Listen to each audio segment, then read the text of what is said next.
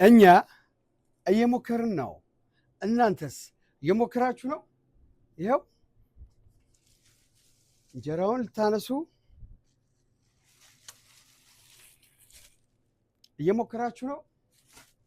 ይኸው ሁሉም ነገር አለ ለመምጣት እየሞከራችሁ ነው። ቡናውን ለመውሰድ እየሞከራችሁ ነው። ተምሩን ለመብላት ድርቆሹን ሁሉን ነገር ለማንሳት እየሞከራችሁ ነው። እኛ እናንተን ለማስደሰት እየሞከር ነው። እንቀጥል። በየመሃሉ ከስተመር ሲወጣብኝ እየወጣሁ ነው የምመጣው። አሁን ያለኝ ደግሞ ለልጆች ነው። ልጆች ሆይ እኔ እንኳን በግል የምወዳቸው የምትወዱኝ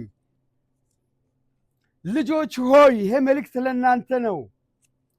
ልጆች ሆይ ይሄ መልእክት ላንተ ነው።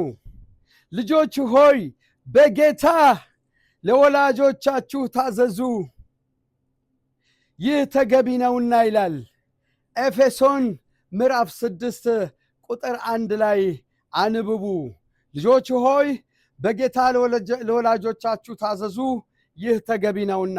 ልጆች ለወላጆቻቸው ታዛዥ ትሁት ነው መሆን ያለባቸው። ተው ይሄን ነገር አትብላ፣ እሺ እማዬ፣ እሺ አባዬ፣ ተው እንዳታመሽ፣ እሺ ተው ይሄን አትንካ፣ እሺ ይሄ ነው የሚሻልህ፣ እሺ ትምህርትህን እንዲተማር፣ እሺ እናንተም የምትፈልጉትን በአግባቡ መጠየቅ። ለወላጆቻችሁ ግን እሺ ብላችሁ መታዘዝ እግዚአብሔር ይወዳችኋልና እሱን ልጆች አድርጉ።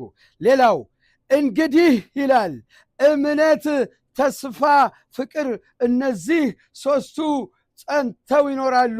ከነዚህም የሚበልጠው ግን ፍቅር ነው ይላል እግዚአብሔር ቃል።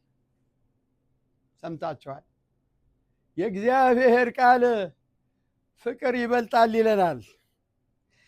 እንግዲህ እምነት፣ ተስፋ፣ ፍቅር እነዚህ ሶስቱ ጸንተው ይኖራሉ፣ ለዘላለም ጸንተው ይኖራሉ።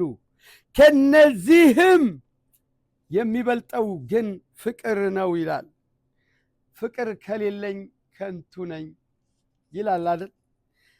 አንደኛ ቆሮንቶስ ምዕራፍ 13 ቁጥር 13 ላይ ታገኙታላችሁ። እኛ አንብበን ጽፈን ከእናንተ ጋር ለመወያየት እንድታነቡት፣ እንድትጽፉት፣ እንድታውቁት ለማድረግ እየሞከርን ነው። እናንተስ እየሞከራችሁ ነው? ሞክሩ። ሌላው ከነርሱ ጥቂት እልፍ እንዳልሁ ውዴን አገኘሁት፣ ያስሁት፣ ወደ እናቴ ቤት